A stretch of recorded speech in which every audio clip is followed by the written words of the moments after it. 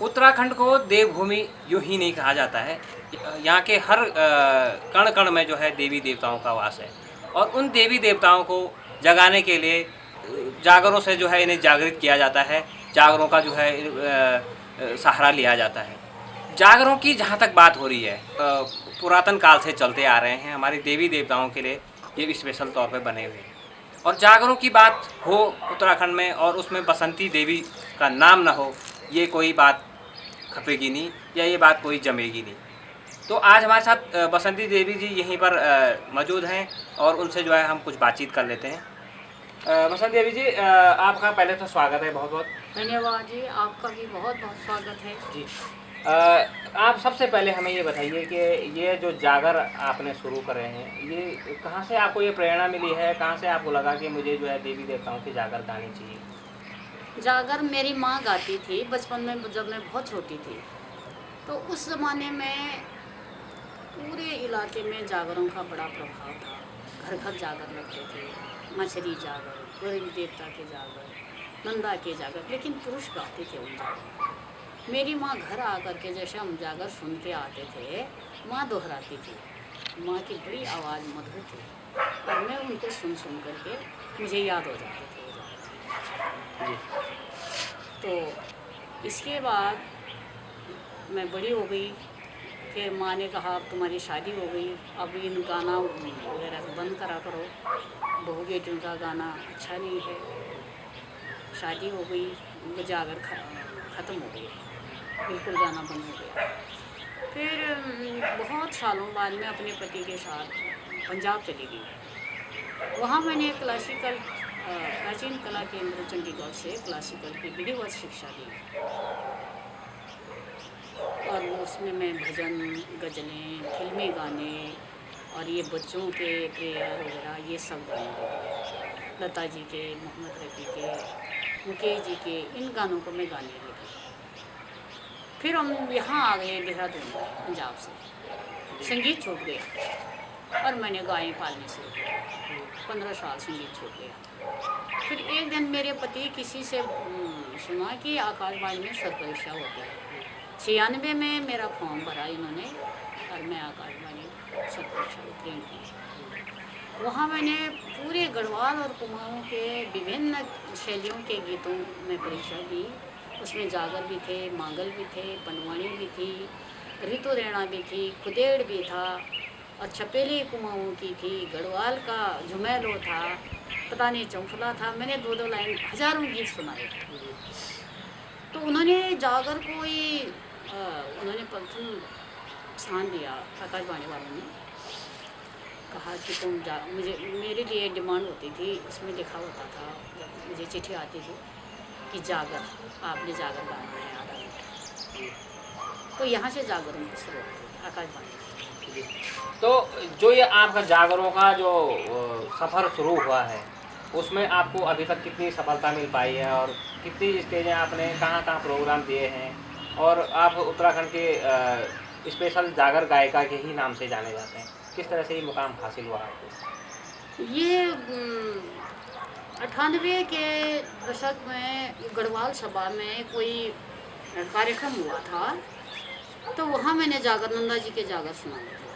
तो ठाकुर वीर सिंह जो थे अध्यक्ष थे उस समय, बड़े रसिक थे, पारखी थे वो। आज की तरह इस तरह के स्वार्थ नहीं उठा उनके अंदर। उन्होंने बोला ये क्या चीज़ है? हमने बोला जागर। तब उस समय कोई जागर बाहर नहीं आए थे, यहाँ तक कि मेरे ख्याल वर्तमान का भी आकाशवाणी में हो सकता है, लेकिन गीत ही गाते थे सब लोग। तो हमने बोला ये जागर है। तो उन्होंने कहा कि नहीं, इसको तो बड़े मंच में बहुत सारे लोगों को सुनाना पड़ेगा तुम्हें। तो ये रेंजर्स कॉलेज में उनका आयोजन हुआ गढ़वाल सभा का। वहाँ पहली बार नंदा जी के जागरों को लोगों ने सुना और पूरा रुद्रप्रयाग, उस समय चमोली था, रुद्रप्रयाग नहीं था, कुमाऊँ, मतलब पर्वतीय क्षेत्रों के जितने भी लोग थे या पत्रकार थे, सब आ गए अंदर कि दीदी आप कहाँ की हो, ये चीज़ यहाँ कहाँ से आ गई। तो उस दिन से मंचों पर जागरों का प्रभाव लोगों को समझ आए कि ये है क्या चीज़। किसी ने बोला कि बसंती इस आवाज़ को मरने न देना, जैसे बीणा पानी जोशी ने कहा, ये कैसी आवाज़ है, क्या चीज़ है ये, इसको मरने नहीं देना, इसको जिंदा करो। तो इस तरह जागरण का प्रचार है। अच्छा, आप आजकल जो है जागरों का एक जो है कल्चर, जैसे नए नई पीढ़ी के लोग भी लेके आ रहे हैं, और उनका ये कहना है कि बसंती देवी जी जो है जो गाती हैं वो बड़ा टिपिकल है, लोगों के समझ से थोड़ा सा अलग हो जाता है वो, तो वो लोग भी गा रहे हैं। तो उसमें और आपके गाने में और उनके गाने में आप कहाँ फ़र्क करते हैं, और क्या वो सही जागर हैं? जो हमारे जागर हैं उसमें इतिहास से मैं नहीं भटकती हूँ, फिर पुरानी धुनों से मैं नहीं भटकती हूँ। इतिहास जैसे नंदा जी का हमने अभी नंदा जी की एक मौखिक परंपरा पर हमने पूरा एक शोध किया और उस 3 खंडों में उस किताब को निकाला हमने। तो हमने अब जैसे जागरों को 9 दिन 9 रात गांव के लोग अंदाजे से गाते हैं, उसमें कोई समय सीमा नहीं होती है। तो हमने उसको यहाँ हमको फ़ायदा हुआ, हमने जो शास्त्रीय संगीत सीखा था कि इनकी समय सीमा, इसका सुर ताल, इसका वो लय, ये तमाम चीज़ें हमें वो शास्त्रीय संगीत का हमें यहाँ पर फ़ायदा हुआ। हमने किताब को 3 खंडों में 5 मिनट का एक जागर किया, 7 मिनट का एक जागर किया। जैसे सृष्टि रचना को हमने शीर्षक लिया, उसमें हमने पूरी सृष्टि रचना को, सृष्टि रचना कहाँ से हुई थी और कहाँ ख़त्म हुई, वो हमने रखा उसको। फिर हमने बाल चरित्र नंदा का लिखा। बाल चरित्र में नंदा के प्रसंग होगा, जहाँ पर बाल चरित्र का होता है वहाँ ख़त्म किया उसको। एक हमने विधिवत उसको जिस तरह कविता शुरू होती है और कविता कैसे ख़त्म होती है, हमने कविता का रूप दे करके छंदों में उस जागर को तैयार किया। फिर तरुण अवस्था में जो नंदा जी का था उसको हमने मतलब जिस तरह आप समझ लीजिए, जिस तरह कविता कहाँ से ख़त्म होती है, सोनलाल द्विवेदी हैं जैसे दूसरे कवि हैं, वो आधा तो नहीं छोड़ती है वो। तो हमने उसको ध्यान में रखते हुए वो पूरा करके हमने अलग अलग नंदा जी का दैत्य संहार हुआ, उनकी विदाई मतलब नंदा जी के द्वारा दैत्य संहार हुआ, उनकी विदाई उस हिसाब से हुई। फिर कैलाश में पति के घर जा कर के उनको कौन सी परेशानियां हुई वो हमने अलग से किया। फिर मायके और ससुराल का जो सामंजस्य जो बनाती है नारी, वो भी इसमें है, हमारी माँ ने हमको सिखाया था। उस पर हमने अलग अलग हमने 27 जागरों को 5-5 मिनट के 7-7 मिनट के 27 जागर हमने उस किताब में लिखे और बाकायदा हमने हिंदी में उसका रूपांतरण किया। स्वर लिपि हमने करके है हारमोनियम में उसको, और अपने बच्चों के लिए, नई पीढ़ी के लिए उनकी रुचि को ध्यान में रखते हुए हमने इस कार्य को किया। और 100 से अधिक हमने संबंधित उस किताब में फोटोएं लगाई हैं। हमने 7 साल लगाए। हमने इस उद्देश्य से किया, हमने कोई पैसा नहीं कमाया, हमने आंशिक अनुदान हमने संस्कृति विभाग ने दिया था। हमारे बच्चों ने हमें पैसा दिया 1-1 लाख रुपया, वो हमने लगाया उस पर। 1 लाख की तो हमारी सीडी लग गई उसमें। हर किताब में हमने उस सीडी को भी ऐड किया है। सीडी में संवाद हैं और अच्छी तरह बच्चों को उनकी रुचि को ध्यान में रखते हुए उस किताब को बनाया गया है। लेकिन तारीफ तो काफ़ी हुई, हमें फ़ोन भी आते हैं कि ऐसी गजब की किताब, मतलब ऐसी चीज़ मिलेगी नहीं। हमने इसलिए खर्चा किया, इसलिए अपनी जी जान लगाई कि लोगों ने भागवत करे, लोगों ने गरीबों को कपड़ा बांटा, किसी ने भोग लगाया, गरीबों को खाना खिलाया, किसी ने गरीबों की सेवा की। हमें ये मौका भगवान ने दिया है, तो हमने वो नंदा जी का अपने पल्ले से लगा के अपना शरीर बुद्धि जो थी लगाई, नंदा जी को समर्पित किया और अच्छा परिणाम आया उसका। लोग कहते हैं कि तुमने किसी को राइट दिया, पता नहीं क्यों करा तुमने। हमें उस समय ये नहीं था कि हम पैसे कमाएंगे या इस पर कुछ अपना फ़ायदा सोचेंगे। उस समय ये था कि हमारी जनता इसको पसंद करे, हम इस अपनी जनता को कैसे इस धार्मिक जो हमारी परंपरा है इस पर उनका रुझान कैसे ले आए, हम क्या जतन करें, वो हमारे अंदर था। आज चली है तो हम नहीं बदले हैं। हमने उसके बारे में कभी पैसे नहीं लिए हैं किसी से, अपने जो भुला है हमारा वो जी। वही क्या करता है क्या नहीं करता है, अपना खर्चा निकालता है या फ्री देता है, हमने इस तरफ भी ध्यान नहीं दिया। अच्छा, ये सर तमाम तरह से सराहा भी गया है, बहुत लोगों ने इसे पसंद भी किया है हाँ हाँ और अभी भी जो सुनता है वो पसंद करता है। हाँ जी। लेकिन जो आज के दौर में जो गायक गा रहे हैं, चाहे इसमें हेमा नेगी गा रहे हो, कोई अपने को जागर गायिका के तौर पर यहाँ पे स्थापित कर रही हैं, या प्रीतम भरद्वाज जी हैं, वो भी अपने को जागर गायक कहते हैं, जागर सम्राट कहते हैं। तो आप ये नई पीढ़ी को कहाँ पा रहे हैं इस चीज़ में, जो हमारे पारंपरिक जागर हैं उनमें क्या इनको पा रहे हैं हम लोग? अब मैं तो मेरे में इतना क्षमता नहीं है कि मैं उनको कुछ कह सकूं। मतलब ये तो सुनने वाले कहेंगे क्या हमारे जागरों में या उनके जागरों में फ़र्क है या क्या है क्या नहीं है, ये तो मैं नहीं निर्णय ले सकती हूँ। ये हमारी, क्योंकि मेरा निर्णय जो था, मुझे जो पसंद किया जनता ने किया, मुझे ये उम्मीद नहीं थी कभी कोई, मैं बल्कि झेप करती थी जागर गाने में, तो मेरे पति ने धक्का दे दे करके मुझे मंच पर तक पहुंचाया कई बार। क्योंकि लोगों की थी कि इसे गवाओ, लेकिन मैं डरती थी मेरे गांव वाले देखेंगे, कोई मुझे डोर बजाते हुए देखेगा। किया लोगों ने काफ़ी विरोध किया, बड़े बड़े गायकों ने विरोध किया, हमको मंचों से ही उतार दिया। लेकिन हमारे साथ वही साहित्यकार खड़े, बुद्धिजीवी, हमारा मीडिया संसार ने हमको इस धरती में जगह दी। उन्होंने खूब लिखा है, क्योंकि उन्होंने बोला ये शैली कहीं है ही नहीं, ये हमारी विरासत थी, हमारी संस्कृति थी। हाँ, लेकिन अभी भी जागरों के रसिक हमारे, ज़रूरी नहीं है कि हमारे भाषा वाले हैं, हमारे बड़े बड़े कवि जागरों के रसिक हैं, वो लिखते हैं, हमारा इंटरव्यू लेते हैं। और अभी इस समय हमें आकाशवाणी ने ईश्वर की दया से पहली ए ग्रेड हमें कलाकार बनाया है। वहाँ ए ग्रेड मिला है हमको, बहुत पहले मिल गया, सबसे पहले हमें मिला। दूसरा हमें ये वहाँ ये लोक संगीत के सलाहकार की सदस्य हमें वहाँ आमंत्रित किया है। उत्तराखंड सरकार ने हमें, संस्कृति विभाग ने हमें विलुप्त संस्कृति का अध्यक्ष बनाया है।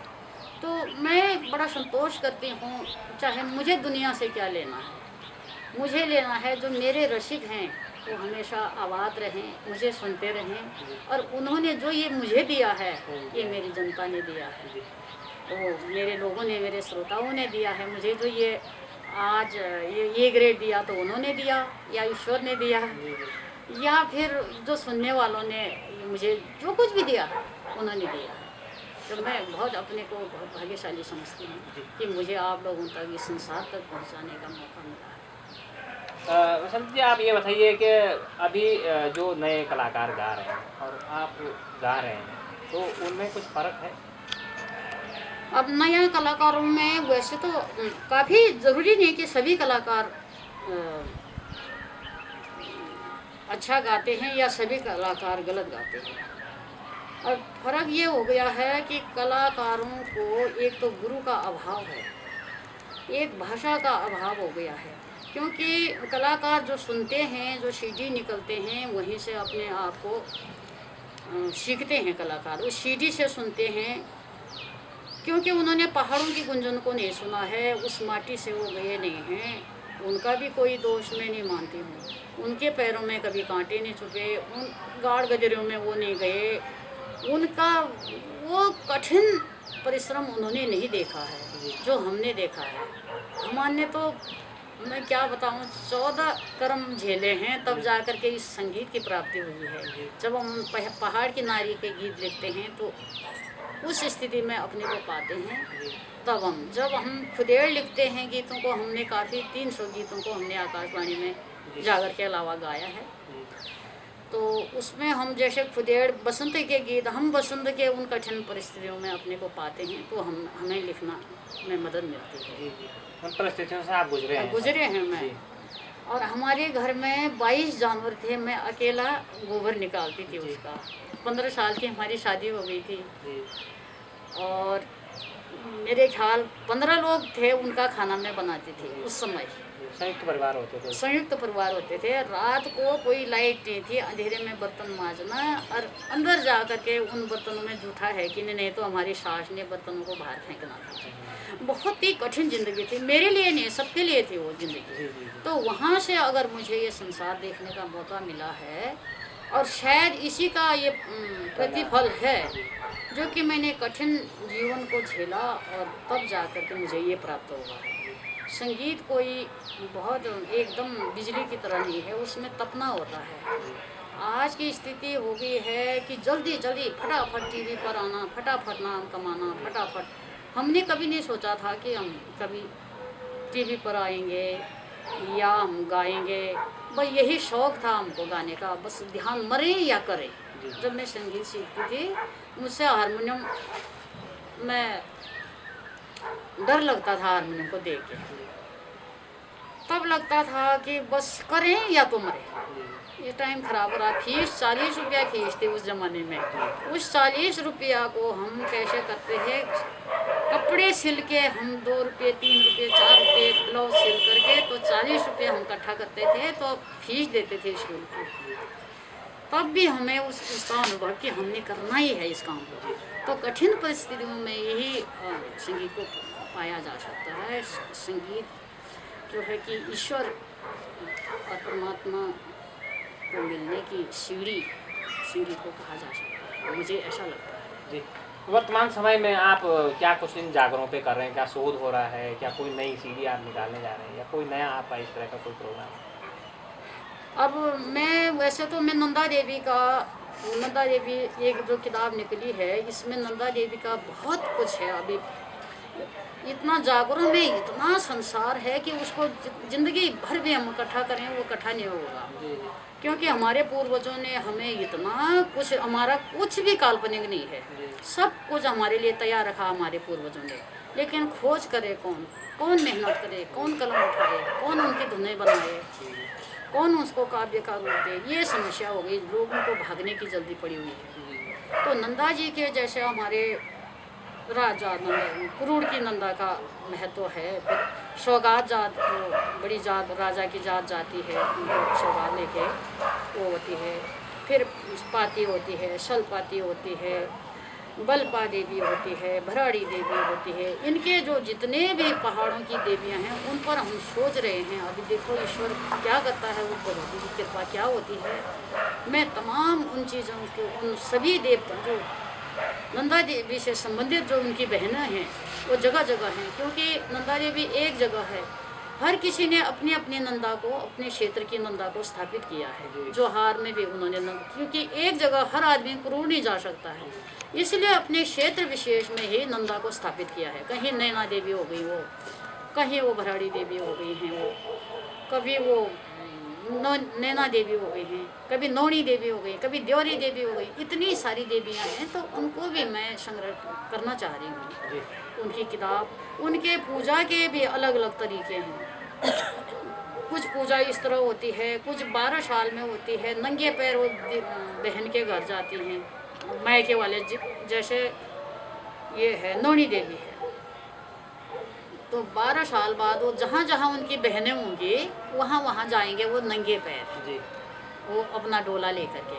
तो वहाँ की बहनें उनको खाना खिलाएंगी, सौगात देंगे, और उस गांव के लोग उनको आदर करते हैं। वहाँ गांव में ये विशेषता हमने देखी है, चाहे नंदा देवी की जात हो या भराड़ी की जात हो या अन्य देवियों की जात हो, सारे गांव के लोगों का इंतज़ाम होता है। आपके गांव में देवी आएगी, जैसे देवी के यात्री लोग आएंगे, तो आपका काम है उनको सत्सम्मान भोजन करवाना। उनके लिए जो आयोजन करते हैं अपने लोगों में, बाकायदा धार लगाना बोलते हैं हमारे वहाँ, आवाज़ लगाना कि भाइयों आओ, आज फलानी देवी आ रखी है, आयोजन हो रहा, सब लोग आएंगे। उनको कार्यक्रम को रोचक बनाने के लिए वो गाँव वालों की बड़ी भूमिका होती है। फिर अगला पड़ाव में भी उस अगली गांव में जो वो दिहाड़ियाँ होंगी, दिहाड़ियाँ मतलब ब्याही हुई बेटियाँ, जहाँ जहाँ होंगी वहाँ वहाँ वो लोग जाएंगे और उनका बड़ा सम्मान होता है उस गांव के। मतलब इस गांव की बहू जो है उसके ससुराली, उनके कहने का मतलब ये है कि हमारे यहाँ बहू के मायके का कितना आदर होता है, ये नंदा देवी गाथा में आपको मिलेगा। नहीं तो ये चमोली ऐसा जगह है कि जहाँ पर मतलब बहू के मायके वालों का इतना सम्मान होता है, उनके चरण धोए जाते हैं, उनको तिलक किया जाता है, उनके लाइन से बैठाया जाता है, उनके तमाकू जो भी श्रद्धा होती है वो देती है। पहले पंक्ति सम्मान। इतना सम्मान हमने अन्य जगहों नहीं देखा जितना हमारे इलाके में होता है। एक मिनट, वो लाइट कितनी हो रही है? डाउन है, ठीक है।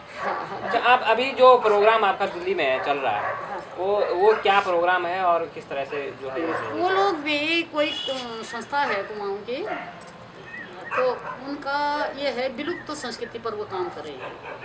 तो उन्होंने नंदा के जागरों की जो भी पुराने जागर हैं उनकी फरमाइश उनको की थे। अगस्त में उन्होंने फ़ोन किया था कि आपका कार्यक्रम हमने लेना है, तो उसमें हम देवी नंदा का गाएंगे पहले, फिर गोरिल देवता जो गढ़वाल और कुमाऊं का जो ये देव न्याय के देवता उनको कहते हैं, आज भी जिनका कहीं न्याय नहीं मिलता, गोरिल चौड़ जा करके या चितई जा करके भक्तजन जो हैं चिट्ठी लिख के आते हैं वहाँ। अगर हमारी मनोकामना हमारे साथ न्याय, कोई हार जाता है केस या किसी के साथ अन्याय होता है, तो न्याय की गुहार लगाने के लिए, क्योंकि गोरिल देवता जो थे कोई राजा थे वो, तो उन्होंने न्याय के लिए गरीबों, बेसहाराओं और महिलाओं के लिए आजीवन कार्य किया, उनको न्याय दिलाया उन्होंने। तो इसलिए आज भी वो पूजित हैं। तो उनके जागरों के इतिहास है उनका भी काफ़ी कुछ भरा पड़ा है गढ़वाल और कुमाऊं में। वो भी तो उसके भी ये जो रसीद हैं वो ख़त्म हो गए हैं, ना ही जो जीवित हैं वो गाने के हालत में नहीं है, 70-80 के हो गए वो लोग। तो ये प्रथाएँ जैसे नंदा देवी के है, नंदा देवी के भी 80 साल की हमारी माँ हो गई है, उनसे एक लाइन बोलती हैं तो दूसरी लाइन छूट जाती है। तो ये बहुत मुश्किल हो गया, कैसे बचाएं। हम भी रात दिन इसी के बारे में सोचते हैं, भगवान हम कैसे अपनी पीढ़ी तक पहुंचाएं इस चीज़ को, जो हमें मिला है इसको हम कैसे बांटें, हम इसी तरह परेशान रहते हैं। लेकिन अब आजकल क्या होता है कि मतलब जिसका होता है काम तो हो जाता है, उसको पैसा भी मिलता है, बजट भी मिलता है। अब जिसका नहीं होना होता है तो रह जाता है। अब क्या होता है, इसके पीछे कौन सी चीज़ है जो हमारी संस्कृति को बढ़ाना नहीं चाह रही है या हम ही नहीं कर पा रहे हैं, ये क्या चीज़ है मुझे समझ नहीं आता। लेकिन काफ़ी लोग जो रसिक हैं वो कुछ बोलते नहीं हैं, जो चाहते भी आगे आना चाहिए। हाँ, वो लोग चाहते तो हैं दीदी ये क्या हो रहा, आप कुछ करो बोलते हैं, लेकिन वो भी अपने बिजी रहते हैं। फिर कई बोलते हैं जैसे रसिक दीदी आप मर जाएंगे तो इस सरकार को याद आएगी जी। ऐसा भी बोला हमारे किसी अधिकारी ने कि तो आपके पास तो इतना है, ये फ़ायदा नहीं उठा रहे हैं तो कल को कब पछताएंगे, कुछ मिलेगा नहीं इनको, ऐसा भी बोलते हैं लोग। अच्छा, नई पीढ़ी को आप चंद शब्दों में क्या कहना चाहेंगे कि ताकि वो हमारी बोली भाषा संस्कृति को बचा के रखें? नई पीढ़ी को यही है कि बहुत जल्दी भागने की ना करें, वो अच्छी तरह सीख लें। और नाम और पैसा के लिए, नाम और पैसा तो खुद ही होगा, उसका तो निर्णय जो जनता करती है, रसिक करते हैं।